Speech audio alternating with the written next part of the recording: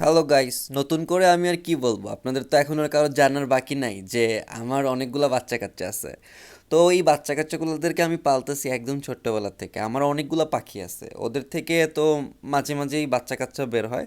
So ওগুলো আমাকে এনে ওদেরকে মা বাবার মতো করে পালতে হয় বিভিন্ন রিজনের জন্য। এখন জিজ্ঞেস করেন না কেন নিয়ে আসি মা বাবার কাছ থেকে, ওইটা নিয়ে আরেকটা ভিডিও বানাতে হবে।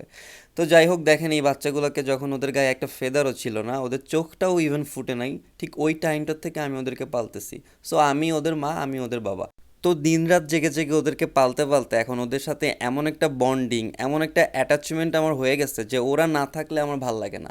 মানে মনে হয় যে আমার জন্য কি নাই কি নাই, জানেন? ওদের জন্য আমি কোথাও মুভও করতে পারি না, মানে ওদেরকে বাসায় রেখে আমি কোথাও থাকতেও পারি না, কোথাও ঘুরতেও যেতে পারি না। মানে ওদেরকে, এটা যারা শুধুমাত্র পাখি, ছোট্ট পাখি বাচ্চা পালেন তারাই শুধু বুঝতে পারবেন, মানে এই ফিলটা।